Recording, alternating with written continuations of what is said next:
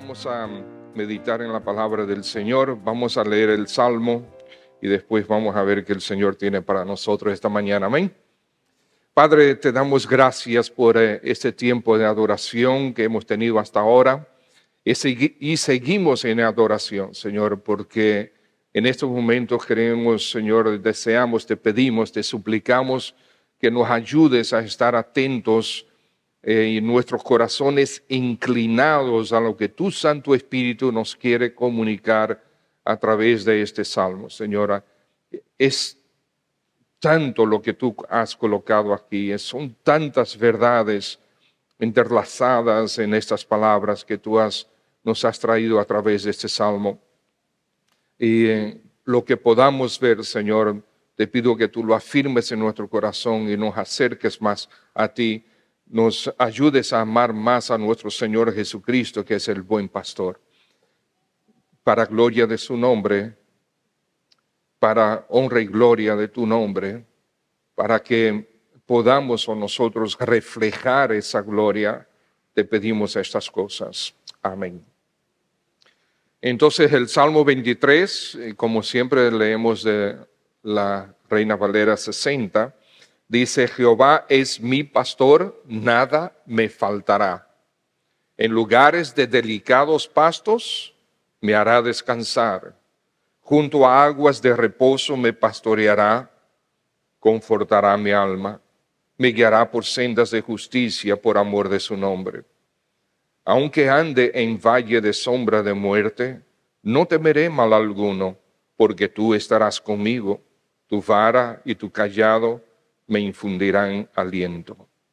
Aderezas mesa delante de mí en presencia de mis angustiadores. Unges mi cabeza con aceite, mi copa está rebosando. Ciertamente, el bien y la misericordia me seguirán todos los días de mi vida, y en la casa de Jehová moraré por largos días. Como vimos la vez pasada, hermanos, este salmo, más que un poema simpático, casi romántico del rey David sobre nuestro Dios, es realmente un testimonio de su vida. David había pasado por muchas tribulaciones, David había pasado por muchas angustias, no solamente las guerras en las que él tuvo que enfrentar, pero la cantidad de enemigos que él también tenía alrededor de él. Enemigos no solamente de pueblos extranjeros, sino enemigos de su propio pueblo, incluso enemigos dentro de su propio palacio. Y nosotros conocemos la historia como sus hijos fueron un desastre, y de manera particular como Absalón se rebeló contra él y le dio un golpe de estado.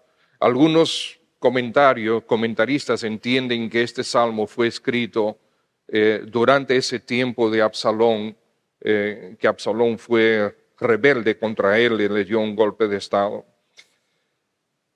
Lo que nosotros encontramos aquí es que ciertamente nuestro Padre es nuestro pastor, y nosotros debemos entender esta verdad, abrazar esta verdad, creer esta verdad, experimentar esta verdad. Si no lo has experimentado todavía, tienes que ajustar tu relación con nuestro Señor, porque Él es nuestro Padre, Él es nuestro pastor, Él es quien nos pastorea, quien nos guía.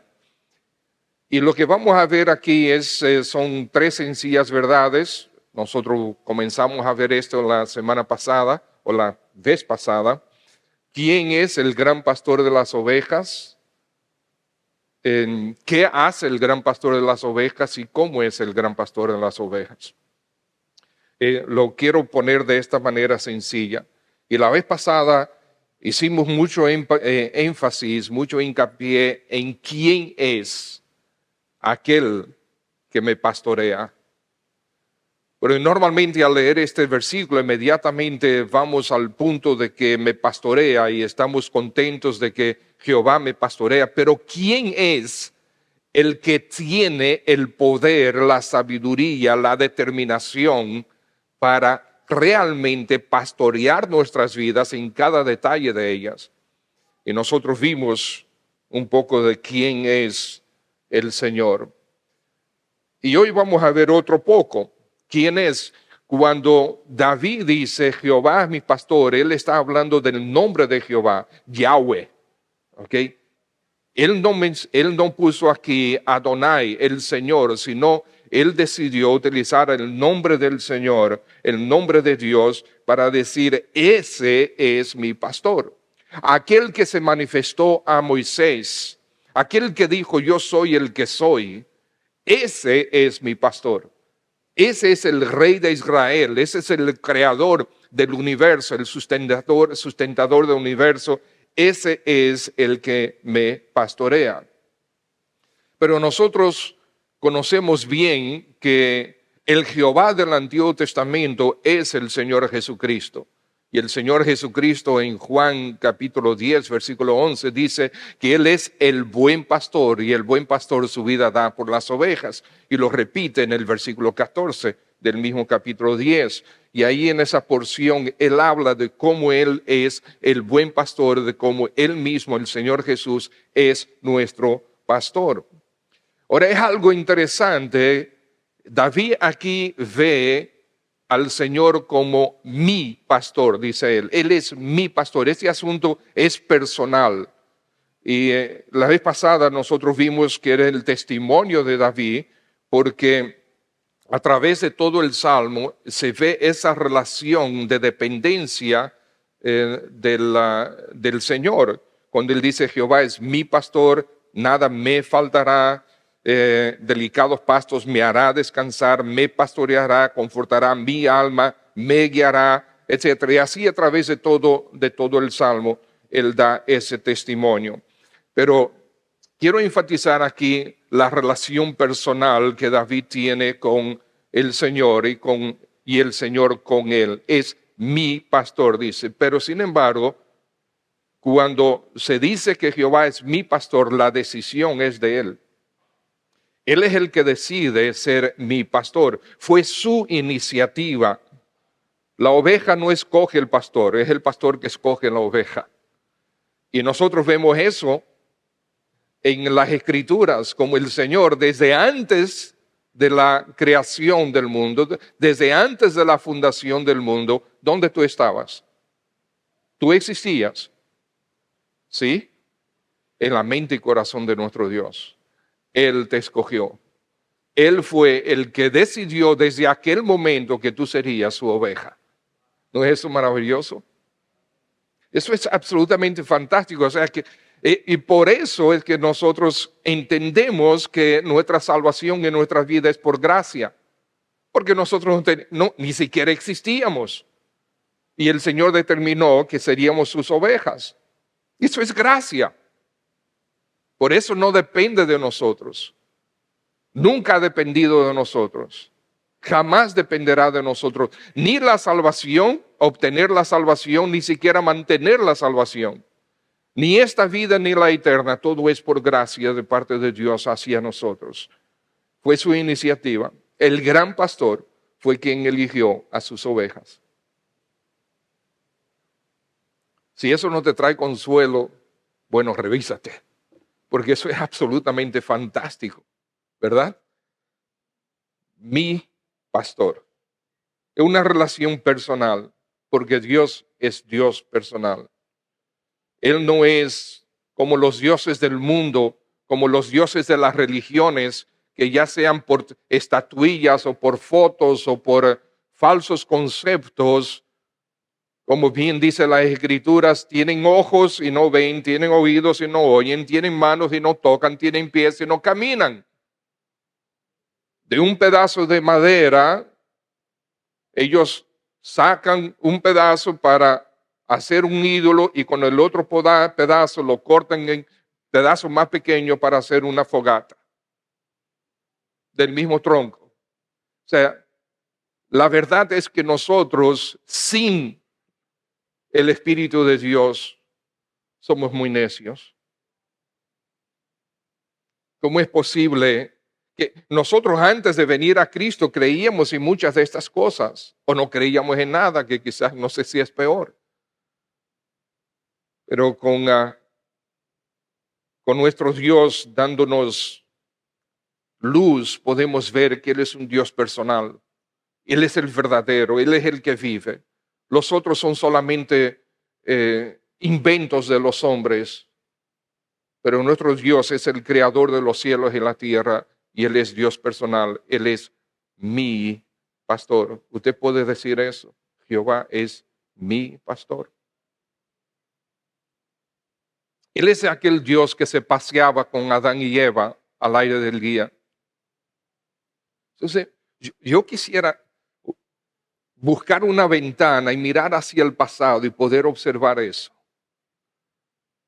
El creador de los cielos y la tierra, el inmenso e infinito Dios, el todopoderoso, dice que se paseaba al aire del día con Adán y Eva. Wow. Él fue el que dio gracia personal a Noé, el que caminó con Enoc, el que llamó a Abraham su amigo, el que hablaba con Moisés cara a cara como cualquiera habla con su compañero, dice la Escritura. El que dio a David un corazón conforme a su corazón. Además de todo eso, Él mismo se hizo hombre y nos visitó para ser nuestro Salvador personal. Recuerden que el Señor Jesucristo jamás salvó multitudes. El Señor siempre salvó uno a uno. Por eso Él es personal. Él es mi Salvador personal. Y al final de todo, ¿qué dijo el Señor Jesús antes de irse en Juan capítulo 14? Yo me voy, pero vendré otra vez para tomarlos, para que donde yo esté, también ustedes estén. Wow. Es una relación personal que yo tengo con Él y que Él tiene conmigo, que tú tienes con Él y que Él tiene contigo. Es personal el asunto. Jehová es mi pastor. Pero el hecho de que Él sea nuestro pastor implica algo muy serio. Él es mi dueño. El pastor de las ovejas es el dueño de las ovejas. No solamente las pastorea, sino que las ovejas son su propiedad. Y gloria a Dios, nosotros somos propiedad del Señor. Nosotros fuimos comprados con su preciosa sangre. Él nos compró con su sangre, dice la Escritura en Corintios. Como ovejas de cualquier rebaño, nosotros le pertenecemos. Los pastores, cuando obtienen sus ovejas o cuando las ovejas nacen en su rebaño, le ponen una marca particular. Una marca que distingue que esa oveja es suya. Es de su propiedad, le pertenece. No pertenece a otro, no es una oveja de otro rebaño, es de este rebaño, del rebaño del Señor. Es de este y por lo tanto esa marca es importante. Es el sello de su amo. Y nosotros no pertenecemos a nuestro Dios. Dice la Escritura que fuimos sellados con el Espíritu Santo. Somos de Él. No solamente fuimos comprados, sino al ser comprados, Él nos selló con su Santo Espíritu. Él es nuestro amo. Él es nuestro dueño. Él tiene derecho sobre mi vida. No solamente porque Él es mi creador, sino que ahora es mi salvador personal. Y también es mi pastor. Él ha puesto su marca sobre mí. Como oveja que soy de Él, ha puesto su marca sobre mí. Me ha dado un nombre nuevo, dice las Escrituras. En Apocalipsis capítulo 22 dice que Él va a poner su nombre sobre nuestras frentes algún día. Es un sello definitivo. Ahora tenemos un sello espiritual, pero algún día Él nos sellará. Bueno, yo no sé si realmente es tan físico el asunto, pero definitivamente Él ha puesto su marca sobre cada uno de nosotros. Toda esta bendición es importante para que entendamos lo personal que es esta relación. Es que Dios quiere tener esta relación personal contigo. Él quiere ser tu pastor. Cuando nosotros estudiamos sobre las ovejas, los rebaños de hoy en día, todo es muy comercial. No es que no lo era en aquel tiempo, porque también lo era. Se dice que el libro más antiguo de las escrituras es Job. Y Job tenía 7,000 ovejas antes que el diablo se las quitara. Y no es verdad que Job le había puesto nombre a cada una de las 7,000 ovejas. No. Él tenía las ovejas porque era rico, además de los camellos y todas las cosas que el Señor le había dado. Pero aquí habla de un rebaño personal, es una relación personal. Miren, en el mundo real, el pastor y las ovejas, el pastor y su rebaño tienen una relación de internecesidad, si se puede decir así.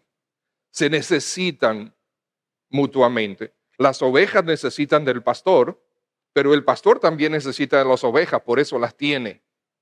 Necesita de su lana, necesita de su carne, necesita usarla para su comercio, necesita de su leche, porque para eso las tiene, es para riqueza. Pero lo particular con nuestra relación con nuestro pastor es que Él no nos necesita. Él nos tiene porque quiere.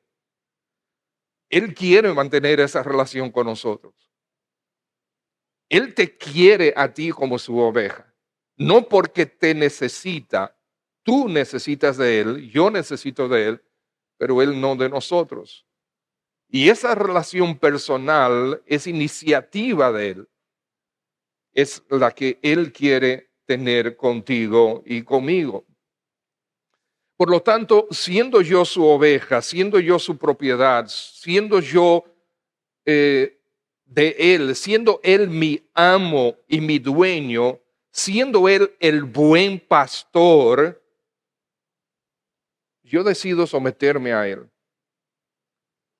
Le sigo, le obedezco, le adoro, le honro, le proclamo su bondad, su cuidado, su protección y su gloria.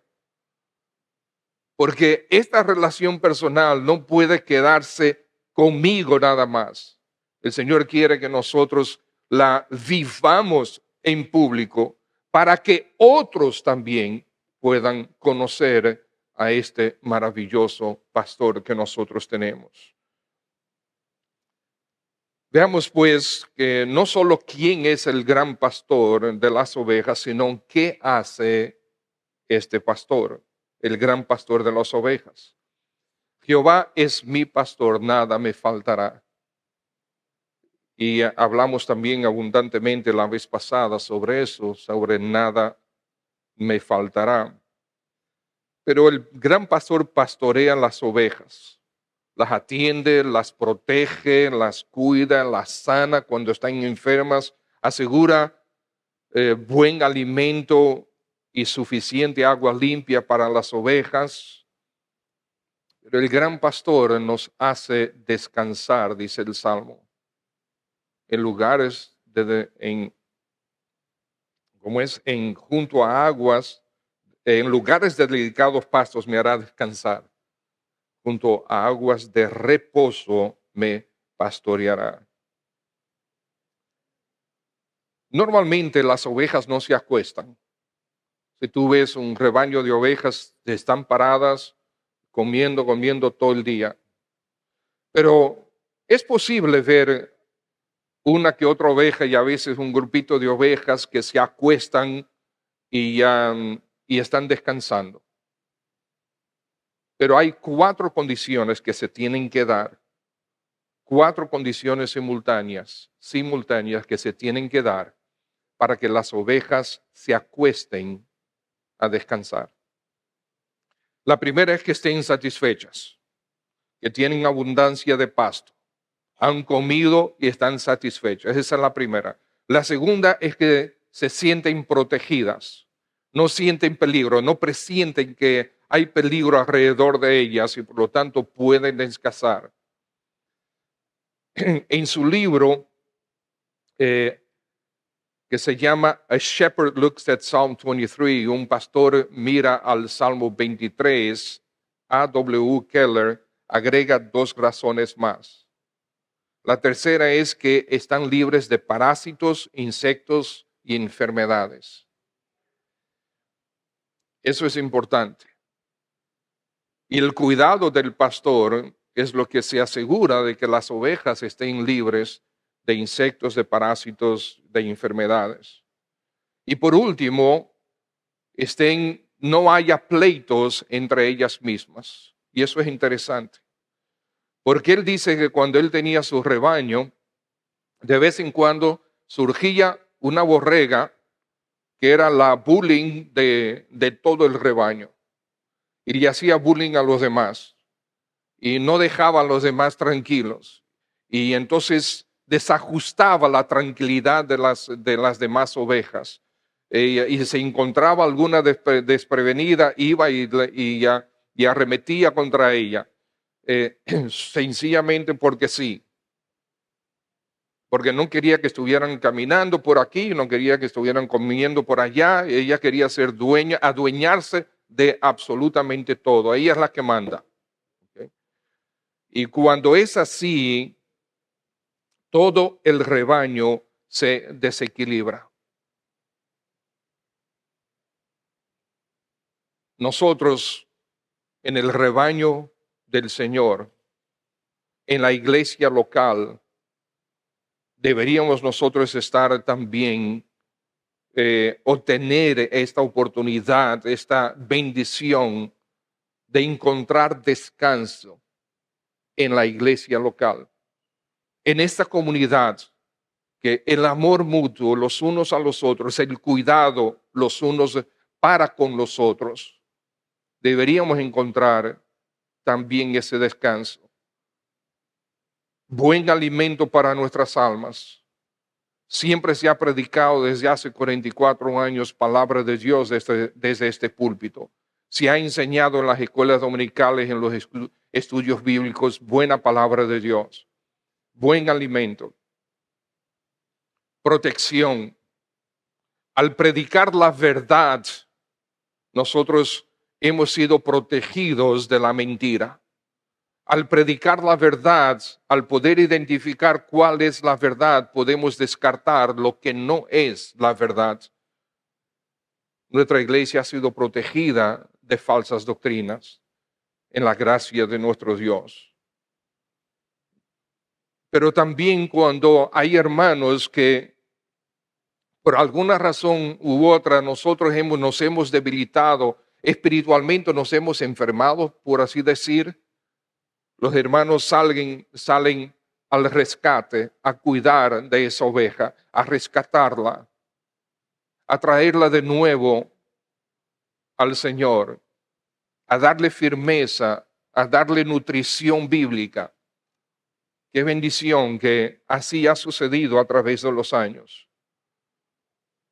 Pero qué pena cuando entre nosotros hay una que otra oveja o varias ovejas que se levantan y están haciendo bullying a los demás, con las críticas, con las murmuraciones, con los comentarios, con los chismes, con las quejas continuas, con las críticas continuas. Esa es como la borrega que está haciendo, trayendo desánimo y desorden al resto del rebaño. Dice el mismo autor que en una oportunidad había una borrega que estaba continuamente en eso. Y por más esfuerzo que él tuvo en que se detuviera, no logró. Y al desequilibrar el resto del rebaño, las ovejas no se alimentaban bien. Entonces él tuvo que tomar la decisión de y exactamente. Tuvo que tomar la decisión de eliminarla. del rebaño. Bueno, eso nosotros lo vemos en las Escrituras como la disciplina eclesial, que también el Señor nos llama a practicarla cuando es necesario. Pero bien, nuestro gran pastor nos provee abundancia de alimentos, su palabra es infinita. Estamos totalmente protegidos también. Primero Juan nos dice, capítulo 5, que el maligno no nos toca. No hay forma de nosotros caer en manos del maligno, del diablo, porque el Señor nos tiene a él, a nosotros, en su propia mano. Juan capítulo 10 también dice el Señor Jesucristo que estamos en su mano. Y dice él también que además de nosotros estar en la mano de él, dice estamos también en la mano del Padre. Tanto él como el Padre nos sostiene a nosotros en sus manos. Nuestro pastor, amados, nos manda a tener armonía, paz y serenidad entre nosotros. Como sus ovejas, nosotros debemos estar gobernados por el amor de Dios, amor que nosotros debemos tener los unos por los otros. Keller también comparte que el pasto abundante que él tenía, que él preparaba para sus ovejas,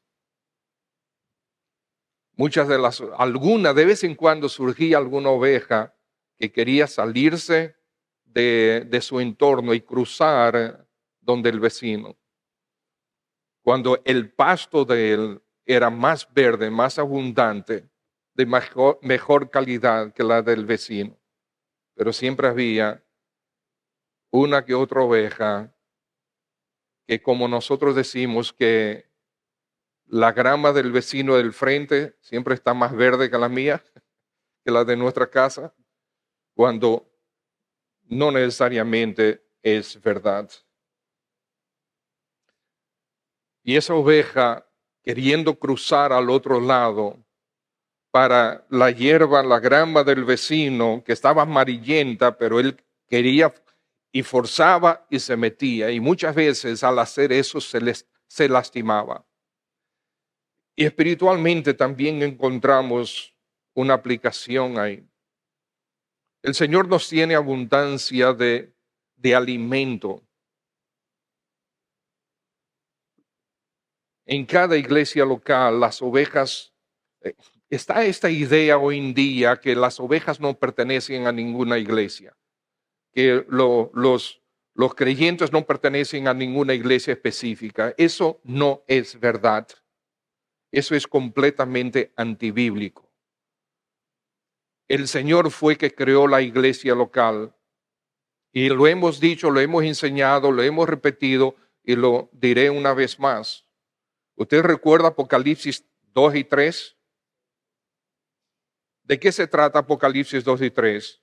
Se trata del Señor Jesús, el Señor Jesús, que escribe 7 cartas a 7 iglesias locales, responsabilizándolas al pastor de esas iglesias y a los miembros de esa iglesia del estado específico de cada una de ellas. Y esas 7 iglesias eran independientes a las otras. En conjunto probablemente representaban el estado de la iglesia en aquel momento, allá por el año 90 al 95 después de Cristo. Pero cada iglesia de manera individual, las iglesias locales son cuerpos, son familias de la fe. Y nosotros pertenecemos o a una o a otra, pero ninguno de nosotros es independiente. Qué bueno que nosotros tenemos esa certeza de parte del Señor, porque dentro del cuerpo local nosotros nos cuidamos los unos a los otros, por lo menos así debe ser. Y en este mundo tan convulsionado, en esta vida con tantos desalientos, tú puedes encontrar verdadero cuidado, tú puedes encontrar serenidad bajo el cuidado del buen pastor, de lo que Él ha preparado para ti, de lo que Él ha diseñado para ti, tú puedes encontrar esa serenidad en los brazos de nuestro Señor Jesucristo. Si todavía no has venido a Él, ven a Él. Ven a Él. Él es el buen pastor. Pero también dice el Salmo que confortará mi alma, confortará mi alma. El gran pastor nos consuela. Estamos viendo lo que hace el gran pastor. Él también nos consuela. Y el consuelo de Dios es real. El consuelo de Dios resulta en paz. Y la paz que Dios da sobrepasa el entendimiento humano. Es muy difícil. Yo he estado, durante años he pensado cómo explicar cuando tú sientes absoluta paz en tu corazón, cómo tú puedes explicarlo en palabras. Se pueden rebuscar y puedes consultar libros y poemas y canciones, pero al final del día es tu paz, es la que tú sientes. ¿Cómo tú la explicas? Tú la experimentas, tú la disfrutas, pero ¿cómo tú realmente la explicas en palabras? Es paz, es que yo siento paz, es que yo estoy tranquilo, es que yo estoy sosegado. Ajá. Pero yo no sé lo que tú estás sintiendo, yo no lo estoy sintiendo. Y esas palabras son palabras, yo puedo ir al diccionario, buscar lo que es el significado, pero al final no lo puedo agarrar realmente porque yo mismo no la estoy sintiendo. Y viceversa, si yo la estoy sintiendo tú y tú no la has experimentado, no lo puedes entender. Pero la paz que Dios da por medio de su Santo Espíritu y sus verdades y su cuidado, sobrepasa el entendimiento humano, como dice Colosenses. Es esa paz que sosiega el alma, que tranquiliza el corazón, que aquieta los pensamientos, que apacigua la tensión física. El Señor Jesús dice, estas cosas os he hablado para que en mí tengáis paz. En el mundo tendréis aflicción, pero confiad, yo he vencido al mundo. Qué tremenda promesa, qué garantía. Y él sigue diciendo, la paz os dejo, mi paz os doy, yo no os la doy como el mundo la da, no se turbe vuestro corazón, ni tenga miedo. Habéis oído que yo os he dicho, voy y vengo a vosotros. Qué glorioso. Y es verdad que este mundo está convulsionado, y es verdad que en nuestras vidas muchas veces enfrentamos convulsiones también. Porque es aquí que vivimos. Nosotros vivimos después de Génesis 3 y antes de la venida del Señor. Y por lo tanto, en todo este tiempo vamos a tener problemas y muchas veces serios problemas. Pero el saber que un día el Señor vendrá a tomarnos a nosotros para que estemos con Él, es maravilloso. O sea, yo recuerdo cuando aprendí sobre la venida del Señor y yo era un muchacho bastante naif y me puse muy contento que el Señor va a venir, pero después me puse a pensar. Yo era un muchacho, ¿no? Y me ponía a pensar, bueno, ¿y si el Señor viene allá en Israel y yo estoy aquí en República Dominicana? ¿Qué yo voy a hacer? Y si el Señor viene y se va para Estados Unidos y yo estoy aquí, ¿qué yo voy a hacer? ¿Cómo yo voy para allá? Yo era un muchacho, no tenía donde, totalmente dependiente de mis padres. Entonces esas dudas cruzaban por mi cabeza. Gloria al Señor por los pastores que el Señor nos da. Yo fui donde mi pastor, el hermano Pablo Jols, que fue el que fundó esta iglesia hace 44 años, y le dije, hermano Pablo, dígame algo, yo tengo estas dudas.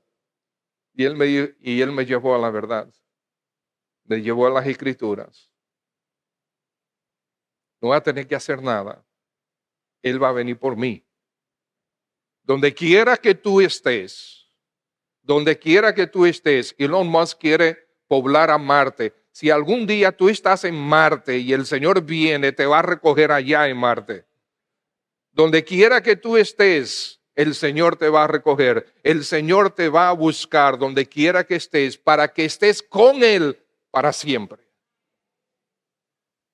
Qué verdad más maravillosa. Eso trae paz. Demasiada gente cree que encontrará tranquilidad de vida si solo se desprende de personas o circunstancias que ellos entienden que los tienen esclavizados, encerrados, limitados o aplastados. Y creen que si solamente se desprenden van a encontrar total tranquilidad. El autor David Gibson, en su libro El Señor del Salmo 23, escribe lo siguiente, cito: pensamos que la libertad se encuentra forjando nuestros propios caminos a través de la vida y en ser sinceros con uno mismo o en esforzarnos para lograr la mejor versión de nosotros mismos. Pero la verdad es que no importa qué tan a menudo logramos liberación de restricciones, de limitaciones y opresiones, de todos modos nos encontramos cayendo en nuevas formas de esclavitud. La verdadera libertad es más complicada de lo que parece. El Salmo 23 nos indica que la verdadera libertad se encuentra en el camino de otra persona, no en el nuestro. Porque Él dice, Él es el que nos lleva por caminos rectos, por caminos de rectitud. Él es el que nos lleva. Él nos lleva a lugares de delicados pastos. Él nos lleva a un punto donde nosotros podemos descansar y reposar, donde nosotros estamos alimentados y estamos seguros y estamos quietos y tranquilos. Él es el que nos lleva a través de todos esos caminos y a esos puntos. Ahora, también es verdad que nosotros pasaremos por valles de extrema oscuridad, según el versículo 4. Y todo eso es por amor de su nombre, por amor de su nombre. Y eso es importante entenderlo. ¿Qué quiere el Señor decir por amor de su nombre? En diferentes puntos de las Escrituras encontramos esta frase: por amor de mí mismo, por amor de mi nombre, por amor de su nombre. Continuamente vemos esto enfatizado. Por amor de su nombre se pudiera entender por el bien de su nombre, por la buena reputación de su persona. Dios actúa para bien de su pueblo, hermanos. Siempre actúa para bien de su pueblo. Y Él desea que su pueblo sepa que Él continuamente actúa para bien de nosotros. Y que todo lo que Él hace es para nuestro bien. Y eso debe inducir a otros a venir al Señor Jesucristo. El pensamiento es este, hermanos. El pensamiento de Dios es este: quiero que sepan que yo soy bueno, justo, misericordioso, lleno de gracia, para que decidan venir a mí para perdón, salvación y vida eterna. Por amor de mi nombre. Dios, claro que se ama a sí mismo, y eso no es narcisismo de parte de Dios. Porque nosotros queremos atención para bien de nosotros. El Señor quiere que nosotros vayamos a Él para bien de nosotros, no para bien de Él mismo. Porque Él no necesita de nada. Antes de nosotros Dios existía. No nos necesitaba. Él decidió crearnos. por el bien de su nombre, apunta a todo su ser. Y Él hace estas cosas por bien de su nombre. Apunta hacia su ser, hacia su santidad, su misericordia, su gracia, su benevolencia, su longanimidad, su justicia y mucho más. Nosotros necesitamos a Dios. Cada ser humano necesita a Dios. Cuando el carácter de nuestro Dios se destaca, otros lo verán más atractivo. El problema con la gente rechazando a Dios es que hay demasiados que hablando en nombre de Dios y actuando de formas distorsionadas a las de Dios, pero hablando a nombre de Él, es que lo hacen odioso. Pero eso no es el verdadero Señor, no es la verdad. Cuando el verdadero carácter de nuestro Dios se destaca, Él se hace atractivo. Porque Él es infinitamente bueno, infinitamente benévolo, infinitamente misericordioso. Su gracia es incontable y Él vino en Cristo Jesús para darnos gracia sobre gracia. ¿No es eso, no debería ser eso sumamente atractivo? ¿No debería eso mover a las masas hacia nuestro Dios? Pero ¿quién hace que nuestro Dios no sea atractivo? Mi vida de pecado, mis actitudes, mis excusas. Pero si el verdadero carácter de Dios se destaca, Él se hace atractivo. Y nosotros deberíamos destacar el carácter de Dios para que la gente venga, ojalá quiera el Señor, en masa hacia nuestro Señor Jesucristo. El gran pastor nos da dirección, la dirección que justo nosotros necesitamos. Ese versículo, aunque ande en valle de sombra de muerte, aunque el sentido original es, aunque yo cruce o pase, aunque cruce por valle de sombra de muerte. Otro sentido es un valle de profunda oscuridad. Lo maravilloso de esto es que ese valle de sombra de muerte, ese valle de profunda oscuridad, ese valle de tribulaciones y angustias, no es para siempre. Nosotros cruzaremos por ahí. Pero eso significa que habremos iniciado, estaremos en él y saldremos en algún momento.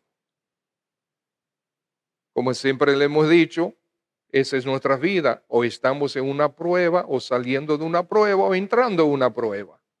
¿Okay?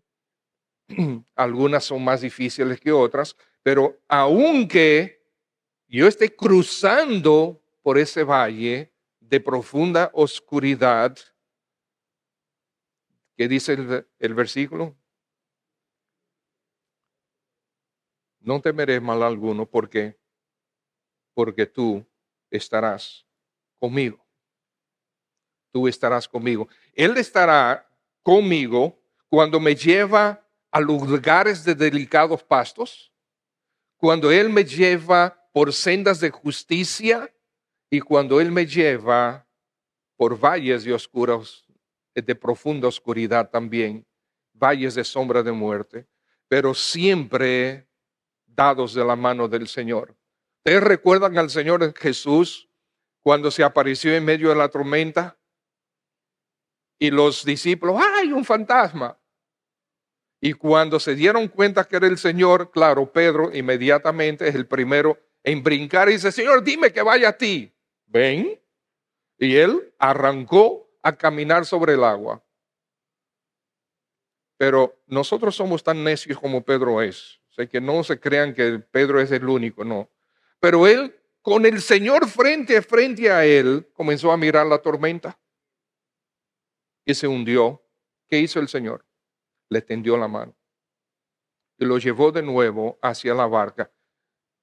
Él caminó 2 veces sobre el agua. El Señor caminó una vez, él caminó 2 veces.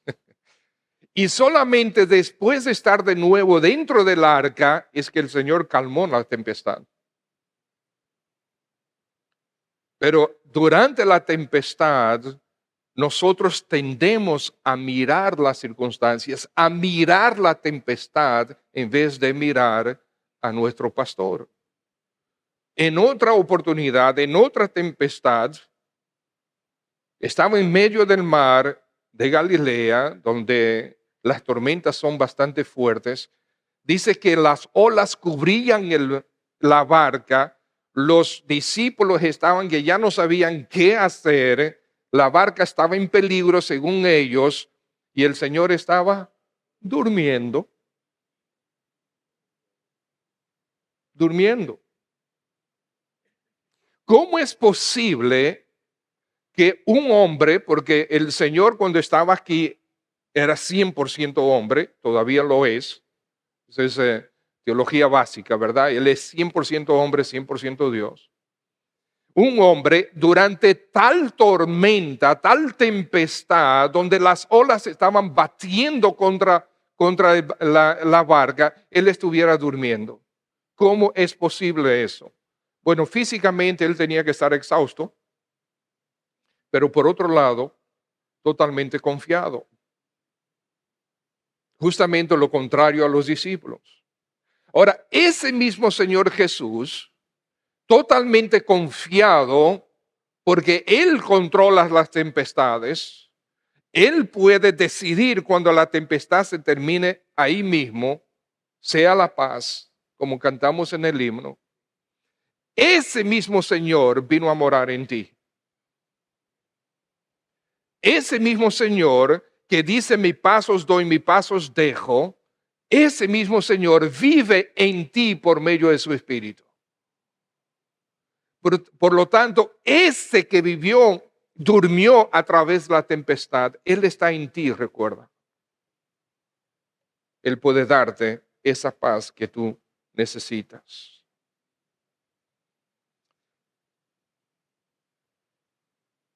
Eso también es testimonio, hermanos, de que no todo en nuestra vida es pastos delicados y aguas de reposo. Hay tanto que ver, hermanos, en este salmo. Vamos a terminar rapidito pasé por alto muchas cosas. ¿Cómo es el gran pastor de las ovejas? Bueno, viendo lo que él hace, nosotros podemos ver lo que él es. Pero brincamos al último versículo.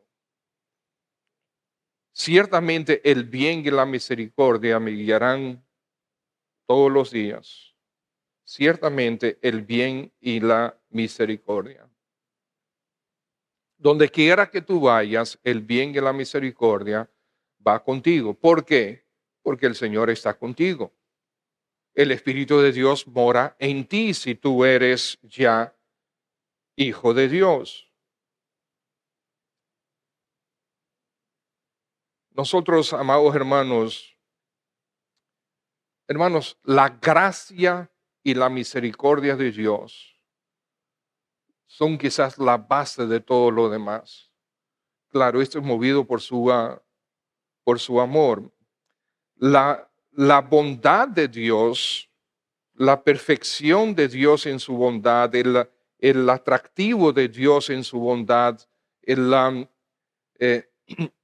la característica de Dios, que es la bondad de Dios, en ella está incluida la gracia y la misericordia.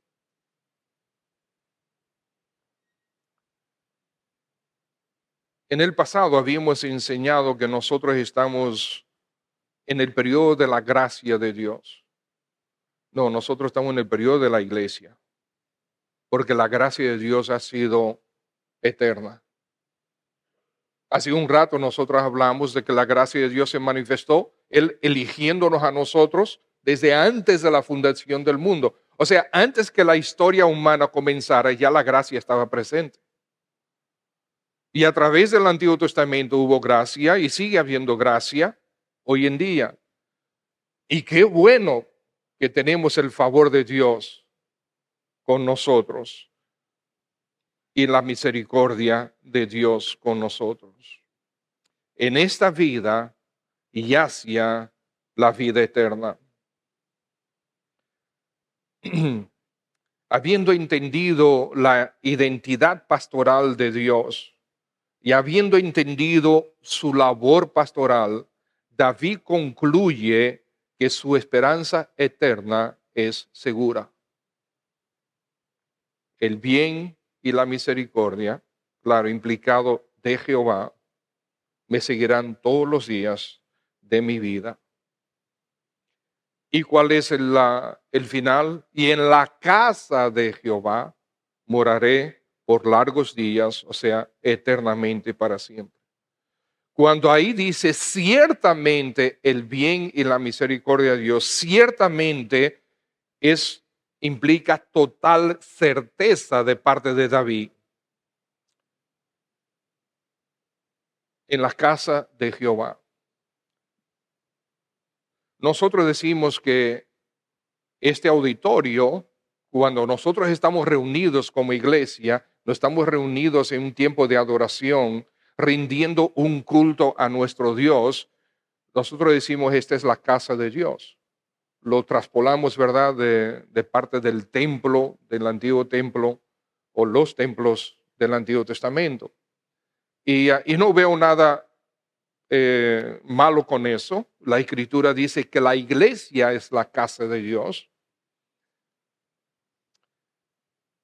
Ahora, ¿dónde está Dios? Esa es su casa. Y un día Él nos tomará para llevarnos a su presencia. Y allá moraremos eternamente y para siempre con Él. Sabemos que no vamos a pasar la eternidad en la gloria, porque el Señor va a crear nuevos cielos y nueva tierra, y nosotros estaremos en esos nuevos cielos y nueva tierra, haciendo lo que lo que el Señor decida que vamos a hacer. No nos da muchos detalles, pero le estaremos sirviendo a Él libres de pecado, de la presencia del pecado, de la influencia del pecado. Estaremos con Él. Ese es nuestro sueño, amados hermanos. Este es nuestro anhelo. Esa debe ser nuestra visión. Parte de nuestro gran problema, uno de nuestros grandes problemas es que nosotros no mantenemos una perspectiva eterna de las cosas de esta vida, de nuestra vida. Cuando nosotros miramos las circunstancias, cuando miramos a las personas, cuando miramos a aquella persona que para nosotros es difícil de tolerar, nosotros estamos mirando un individuo, una persona difícil, y perdemos la perspectiva de que es un alma eterna que necesita a Cristo. El Señor siempre mantiene una perspectiva eterna de las cosas, siempre en todo lo que Él hace, en todo lo que Él ha hecho, en todo su plan, el plan de redención universal que Dios nos tiene, es un plan de perspectiva eterna, porque es buscando la salvación de las almas eternas todo el tiempo. Si tú no has venido a Cristo todavía, tú necesitas esa salvación, necesitas ese perdón, necesitas el perdón de nuestro Señor Jesucristo de tus pecados. Necesitas su salvación. Y cuando la tengas,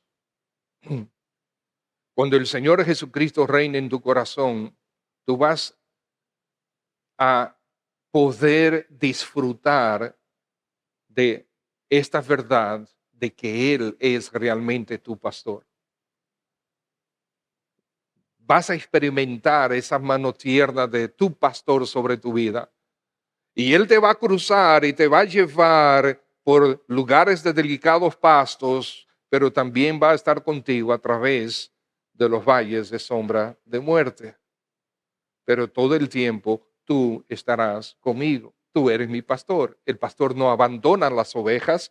Durante las tormentas, cuando surge una tormenta en el campo, el pastor no sale corriendo, el pastor cruza por la tormenta juntamente con las ovejas. Pero recuerda, nuestro pastor, el gran pastor, cruzó por la peor de todas las tormentas cuando entregó a su hijo y vio a su hijo sufrir por ti y por mí, por el pecado de sus enemigos, por amor a ellos, por amor a su eternidad, a su alma. Él pasó por la peor de las tormentas para darte a ti la posibilidad de salvación. No rechaces esa salvación. Ven a Cristo Jesús. Señor Jesús, gracias por tan gran amor para con nosotros. Bendecimos tu nombre, Señor. Si quizás tú has traído a alguien esta mañana que necesite la salvación tuya, muévelo, Señor, a que en estos momentos, en arrepentimiento, te reciba como su Salvador personal, porque tú eres Dios personal. Llévalo a eso, Señor. Y Padre, quizás hay algunas personas entre nosotros que están atribulados, que en su corazón, en su mente, están convulsionados y necesitan tu paz. Señor, pastoreales. Dales la certeza de que tú estás con él. Dales la certeza que ese valle de sombra de muerte es temporal y tú estás ahí. Gracias por la promesa de tu presencia. Bendecimos tu nombre, Señor. Amén. Dios les bendiga.